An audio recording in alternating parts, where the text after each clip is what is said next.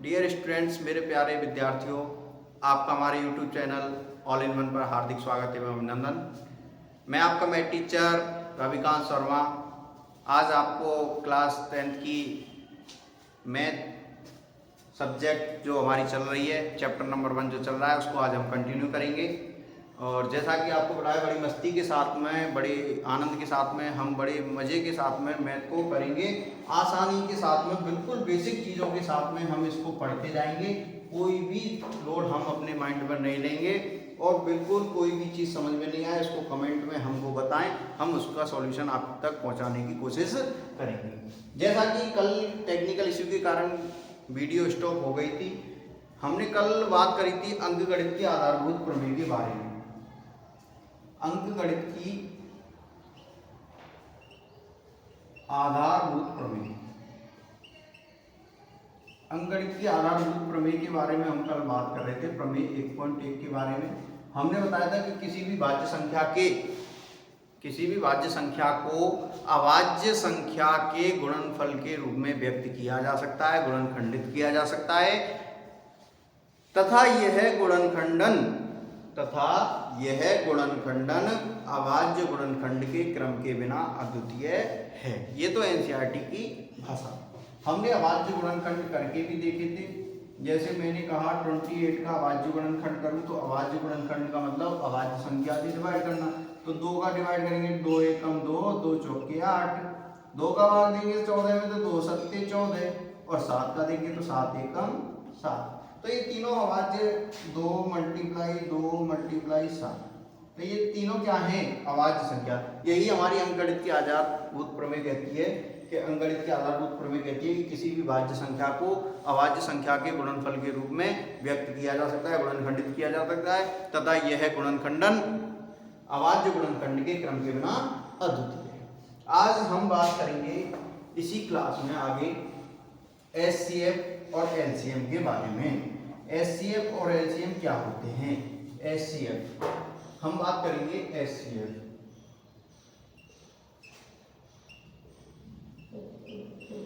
Highest common factor, इसको हिंदी में कहते हैं मासा, महत्तम, समापवर्तक। इसकी परिभाषा क्या होती है? एचसीएफ की परिभाषा के दो या अधिक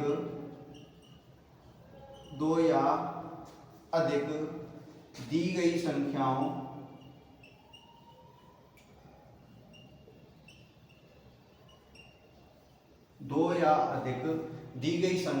के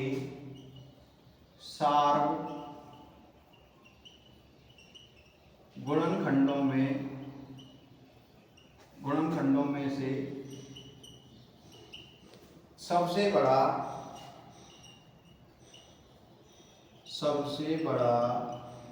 सार्वगुणनखंड इन दी गई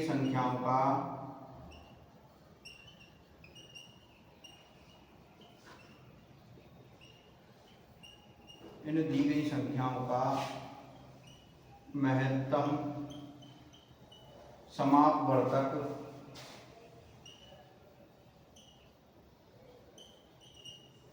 एचसीएफ कहलाता है। ये डेफिनेशन के दो या अधिक दी गई संख्याओं के सार्वगुणनखंडों में सबसे बड़ा सार्वगुणनखंडन इन दी गई संख्याओं का महत्तम समापवर्तक कहलाता है।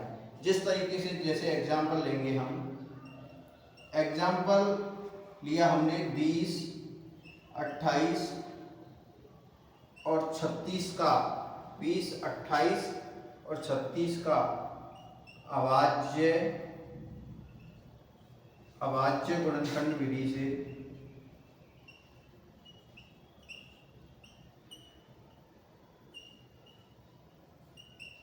गुणनखंड विधि से एचसीएफ ज्ञात करो। तो जैसा कि परिभाषा है दो या अधिक दी गई संख्याओं के सार गुणनखंडों में सबसे बड़ा सार गुणनखंड इन दी गई संख्याओं का महत्तम समापवर्तक कहलाता है। तो आगे हम इस एग्जाम्पल को देखेंगे कि इसको सॉल्व कैसे करेंगे, एचसीएफ निकालेंगे कैसे। ये तो हमारी डेफिनेशन की बात हुई कि निकालना कैसे, निकालेंगे कैसे सर, कि निकालना सिखाओ एचसीएफ कैसे निकालें। तो बड़ी आसानी के साथ है। एचसीएफ निकालने के लिए इन तीनों संख्याओं में अलग अलग अभाज्य गुणनखंड निकालेंगे इनके। तो पहले निकालेंगे 20 के, फिर निकालेंगे 28 के और फिर निकालेंगे 36 के। तीनों के अभाज्य गुणनखंड निकालेंगे। 20 में भाग दिया 2 का तो 2 एकम 2, बच गया 0 0। 2 का भाग दिया 2 पंजे 10 और 5 का दिया 5 एकम 5। 28 के अभाज्य गुणनखंड निकालेंगे। 2 का भाग देंगे 2 एकम 2, 2 चौके 8, 14 में भाग देंगे 2 का तो 2 सत्ते 14, 7 का भाग दिया 7 एकम 7। 36 में भाग दिया हमने 2 का तो 2 एकम 2, 3 में से 2 गए तो 1 बच गया, 2 अट्ठे 16। एक बार देके बता देता हूँ कि किस प्रकार से हम भाग देते हैं कि 2 एकम 2, 3 में से 2 गया तो 1 बच गया, ऊपर से बता रहा 6 तो बन गया 16, 2 अट्ठे 16। इस प्रोसेसिंग को हम मन ही मन में करते हैं, ये वाली पूरी प्रोसेसिंग को। अब 2 का भाग फिर दिया 2 नाम 18, फिर 3 का देंगे 3 दिया 9 और 3 एकम 3। यहाँ सबके 20 के अभाज्य गुणनखंड निकल के आए 2 मल्टीप्लाई 2 मल्टीप्लाई 5। 28 के निकल के आए 2 मल्टीप्लाई 2 मल्टीप्लाई 7 और 36 के निकल के आए 2 मल्टीप्लाई 2 मल्टीप्लाई 3 मल्टीप्लाई 3। अब इनमें एक तो 2 एक बार ये कॉमन आ रहा है और एक 2 ये वाला, तो 2 कितनी बार कॉमन आ रहा है, 2 बार कॉमन आ रहा है। तो इन दोनों को एचसीएफ 20, 28 और 36 इन दोनों का जो कॉमन आ रहे हैं उन दोनों का मल्टीप्लाई कर देंगे। 2 मल्टीप्लाई 2 तो ये आ जाएगा 4। यही हमारा आंसर एचसीएफ होगा।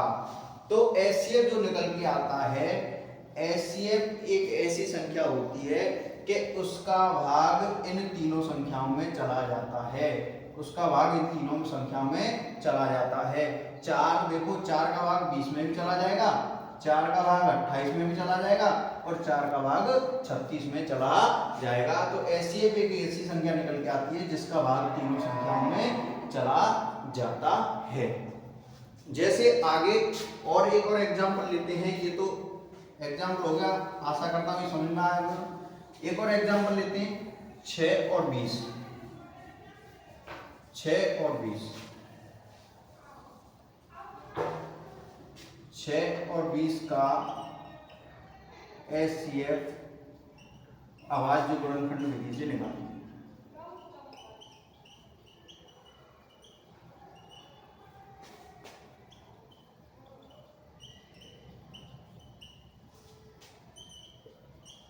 अभाज्य गुणनखंड विधि से ज्ञात कीजिए 6 और 20 का एचसीएफ। तो 6 के अभाज्य गुणनखंड निकालेंगे और 20 के अभाज्य गुणनखंड निकालेंगे।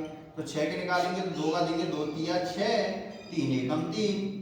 20 में देंगे तो 2 का दिया 2 एकम 2 10 बार जाएगा, 2 का दिया 5 बार जाएगा और 5 का दिया तो कितनी बार जाएगा, 1 बार जाएगा। तो इसके जो निकल के आए 6 के अब निकल के आए 2 मल्टीप्लाई 3, 2 तिया 6, 3 एकम 3 और 20 के निकल के आए 2 मल्टीप्लाई 2 मल्टीप्लाई 5। इसमें केवल क्या कॉमन आ रहा है, इसमें केवल 2 कॉमन आ रहा है। तो इसका एचसीएफ क्या हो जाएगा, एचसीएफ हो जाएगा 6 और 20 का एचसीएफ क्या हो जाएगा, केवल 2 आंसर हो जाएगा। और देखो 2 का डिवाइड 6 में भी चला जाएगा और 2 20 में भी चला जाएगा। तो इस तरीके से हम एचसीएफ निकालेंगे अभाज्य गुणनखंड विधि के द्वारा। अब आगे हम बात करते हैं, ये तो हो गई एचसीएफ हाईएस्ट कॉमन फैक्टर, मासा महत्तम समापवर्तक। अब हम बात करते हैं एलसीएम के बारे में। एलसीएम, एलसीएम को कहते हैं lowest common multiply. Lowest common multiply,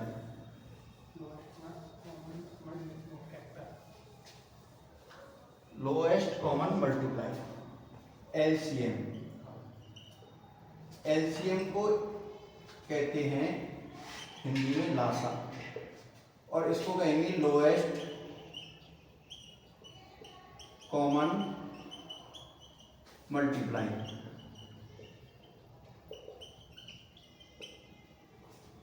Lasa की लघुत्तम समावर्ती, इसकी परिभाषा होती है एलसीएम की। एलसीएम की परिभाषा क्या होती है कि दो या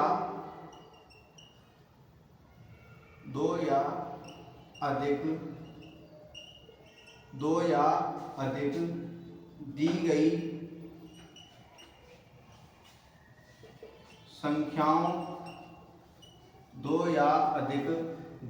संख्याओं के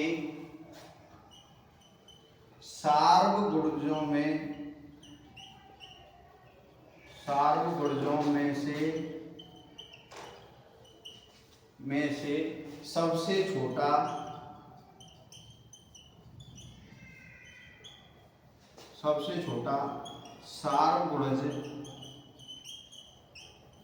सबसे छोटा सार्वगुणज इन दी गई संख्याओं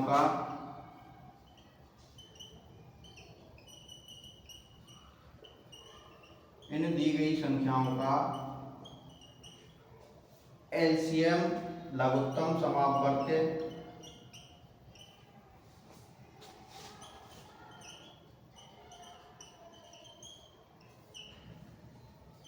एलसीएम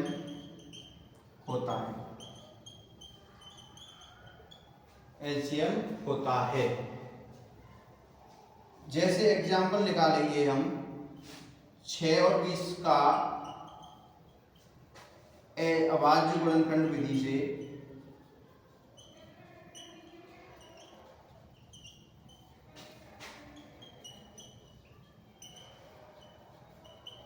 एलसीएम ज्ञात करो।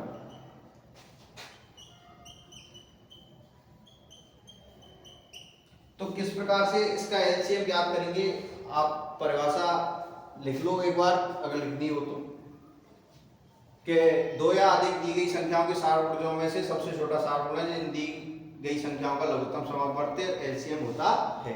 अब एलसीएम निकालना हम सीखेंगे कि एलसीएम किस प्रकार निकालते हैं। सबसे मेन चीज होती है कि निकालना आना चाहिए हमको कि इनको निकालते कैसे हैं। एलसीएम तो 6 और 20 का एलसीएम। एचसीएफ में तो अलग अलग अभाज्य गुणनखंड निकाल लेते, 6 का अलग 20 का अलग, लेकिन इसमें दोनों में एक साथ भाग देंगे अभाज्य संख्याओं का, एक साथ भाग देंगे। अब आपको कंफ्यूजन रहता है कि सर किसी संख्या का भाग 6 में जा रहा है लेकिन 20 में नहीं जा रहा, तो आपको अगर एक भी संख्या में किसी भी संख्या का भाग जा रहा है तो आपको देना है, और जिसका नहीं जा रहा है, जिसमें नहीं जा रहा है, उसको उसी की नीचे ऐसे का ऐसा लिख देंगे। जैसे देखते हैं कि पहले किस अभाज्य संख्या का भाग जा रहा है, इसमें 2 का जा रहा है, दोनों में जा रहा है तो दोनों में दे देंगे। 2 तिया 6 और 2 एकम 2, 10 बार जा रहा है। अब सर यहाँ 2 का भाग 5 10 में तो जा रहा है लेकिन 3 में नहीं जा रहा, नहीं जा रहा तो हम 10 में दे जा रहा है तो 2 का भाग फिर भी देंगे। 3 में नहीं जा रहा तो 3 को ऐसे के ऐसे नीचे लिख देंगे। अब 10 में जा रहा है तो 2 का भाग 10 में देंगे, 2 पंजे 10। अब यहाँ पर 3 का भाग 3 में तो जा रहा है लेकिन 5 में नहीं जा रहा, तो फिर भी देंगे हम 3 का भाग। इसमें नहीं जा रहा तो इसको ऐसे कैसे लिख देंगे, इसमें जा रहा है तो इसमें दे देंगे। 3 का भाग देंगे तो 3 एकम 3 और 5 को ऐसे के ऐसे लिख देंगे। अब 5 का देंगे, 5 एकम 5। अब इसके जो ये गुणनखंड आए इन सब का क्या कर देंगे, अभाज्य गुणनखंडों का मल्टीपल। तो एलसीएम क्या हो जाएगा इनका, 6 और 20 का एलसीएम आ जाएगा 2 गुणा 2 गुणा 3 गुणा 5। तो ये हो जाएगा 2 दूनी 4, 4 तिया 12, 12 पंच 60। ये हमारा एलसीएम निकल के। तो इस तरीके से हम एलसीएम और एचसीएफ निकालते हैं। जैसे हमने और निकाले 20, 28 और 36 का, और एग्जांपल लें 20, 28 और 36। 20, 28 और 36 का क्या लेकर देंगे, एलसीएम निकाल के देंगे। तो तो देखो 2 का भाग सब में जा रहा है, तो 2 एकम 2, 2 एकम 2, 2 चौकी 8। अब 2 एकम 2, 3 में से दोगे तो बच गया 1, ये बन गया 16, 2 अट्ठे 16। फिर देंगे 2 का भाग, 2 पंजे 10, 2 सत्ते 14, 2 नाम 18। अब इसमें 3 का भाग 9 में जा रहा है सर, 7 और 5 में नहीं जा रहा, नहीं जा रहा तो उसको ऐसे कैसे लिख देंगे, 9 में जा रहा है तो दे देंगे। 3 का भाग दिया, 5 की 5 लिख दिया, 7 की 7 लिख दिया, 93 9। अब फिर उसमें क्या, 3 का फिर देंगे, 5 में नहीं जा रहा तो 5 की 5 लिख दिया, 7 में नहीं जा रहा 7 की 7 लिख दिया, 3 एकम 3। अब इसमें 5 का भाग देंगे, क्रम से देते जाएंगे, 5 का देंगे 5 एकम 5, 7 1। इसके बाद में 7 का देंगे 1 1 1। तो इनके मल्टीप्लाई क्या हो जाएगा, एलसीएम 20 28 और 36। इनका मल्टीप्लाई अभाज्य गुणनखंडों का हो जाएगा 2 multiply 2 multiply 3 multiply 3 multiply 5 multiply 7। अब देखो आपको गुणा करने के लिए आसान बनाना पड़ता है कि आपको दिख रहा है कि 5 और 2 आ रहा है तो इन दोनों का गुणा होता है 10। तो 10 करने पर आसान हो जाएगा हमारा क्या, गुणा, क्योंकि पीछे 0 आ रही है तो उसका क्या हो जाता है, फायदा मिल जाता है। तो 5 दूनी 10, ये हो गया 10 दूनी 20, 20 तिया 60 और 60 तिया 180 और 180 गुणा 7 करेंगे तो 0 1260। इस तरीके से 5 दूनी 10, 10 दूनी 20, 20 तिया 60, 60 तिया 180 और 180 मल्टीप्लाई 7 कर लेना तो 0 1260। ठीक है, इस तरीके से ये इसका एलसीएम आ गया 1260। इस एलसीएम जो होता है, एलसीएम में जो हमारा निकालते हैं जिन संख्याओं का एलसीएम, उन संख्याओं का भाग एलसीएम में जाता है, तीनों संख्याओं का भाग एलसीएम में चला जाएगा। और एचसीएफ में क्या होता है, एचसीएफ का भाग उन तीनों संख्याओं में जाता है। इस तरीके से आगे और एग्जांपल लेते हैं एलसीएम और एचसीएफ के। अब एक साथ दोनों को कॉमन निकालेंगे, एचसीएफ और एलसीएम दोनों को निकाले। अब अलग अलग आपने सीख लिया एचसीएफ और एलसीएम, अब आसानी से आप निकाल सकते हैं एचसीएफ और एलसीएम। देखो कुछ परीक्षाओं के क्वेश्चन लेंगे हम, जो कि पुराने एग्जामों में आए हुए क्वेश्चन है। जैसे 2023 में एक क्वेश्चन आया था कि दो संख्याओं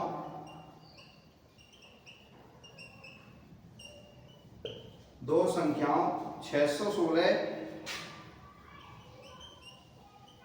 और 32 का महत्तम समापवर्तक, महत्तम समापवर्तक का मतलब आप जानते हो एचसीएफ हाईएस्ट कॉमन फैक्टर ज्ञात करो। एचसीएफ ज्ञात करो, ये क्वेश्चन आया था 2023। एचसीएफ ज्ञात कर लेंगे। एचसीएफ ज्ञात करने के लिए दोनों का अलग अलग अभाज्य गुणनखंड निकालेंगे। तो पहले 616 का निकालेंगे और फिर निकालेंगे 32 का। तो 616 का 2 का भाग दिया, 2 एकम 2, 2 दूनी 4, 2 तिया 6, ऊपर से उतारा 0, वो ऊपर से उतारा 1, भाग तोड़ने के लिए आया 0, ऊपर से उतारा 6, 2 अट्ठे 16। फिर देंगे 2 का, 2 एकम 2, 3 में से 2 के तो 1 बच गया, 2 पंजे 10, 2 चौके 8। फिर देंगे 2 का, 2 सत्ते 14, 15 में 14 गए तो 2 सत्ते 14। फिर देंगे 7 का 11 बार और फिर देंगे 11 एकम 11। ठीक है बेटा। अब 36, ये 32 है, यहाँ पे ये 32 आया था। तो 2 का भाग देंगे, 2 एकम 2, 3 में से 2 गए तो बच गया 1 बच गया तो ये बन गया 12, 2 छिक्की 12, 2 अट्ठे 16, 2 चौके 8, 2 दूनी 4 और 2 एकम 2। एक बार चेक कर लिया ना कि इनमें कोई गलती नहीं हो भाग देने में। भाग दे के देख लिया करो। भाग देना मैंने बता रखा है, जैसे 3 616 में भाग दिया 2 का भाग दिया 2 तिया 6, बच गया 0, ऊपर से उतारा 1। अब इसमें 1 नहीं जा रहा, भाग तोड़ने के लिए लगाएंगे, उतारेंगे 6, या फिर 0 लगाएंगे तो 0 का मल्टीप्लाई ये 0, तो ये आएगा 1, ऊपर से फिर लाना पड़ेगा 6, 2 8 16, तो ये आ गया 308। अब 308 में भी भाग दो किसका, 2 का, तो 2 का भाग दिया, 2 एकम 2, 3 में से 2 गए तो बच गया 1, ऊपर से उतारा 2 पंजे 10, 0 0, ऊपर से उतारा 8, 2 चौके 8। इस तरीके से हम भाग दे के देख लेंगे।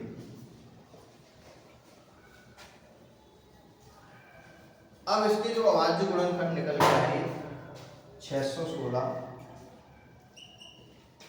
2 मल्टीप्लाई 2 मल्टीप्लाई 2 मल्टीप्लाई 7 मल्टीप्लाई 11, और 32 के जो निकल के आए 2 मल्टीप्लाई 2 मल्टीप्लाई 2 मल्टीप्लाई 2 मल्टीप्लाई, इसमें जो कॉमन आ रहे हैं, एक तो 2 आ रहा है, ये 2 बार, ये 3 बार, तो 3 बार आ रहे हैं, तो एचसीएफ क्या हो जाएगा इनका, तीनों जो कॉमन आए हैं उन तीनों का मल्टीप्लाई कर देंगे।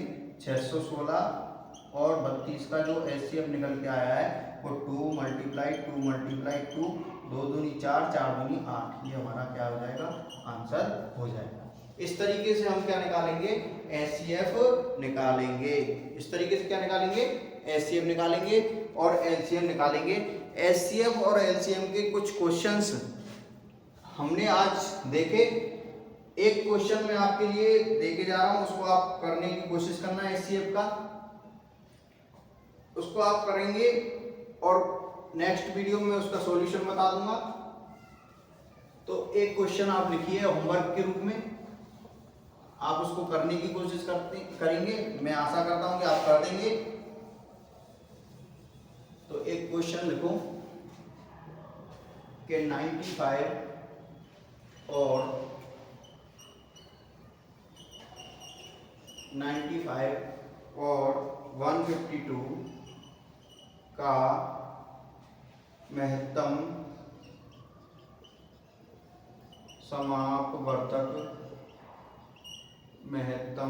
समापवर्तक एचसीएफ ज्ञात कीजिए।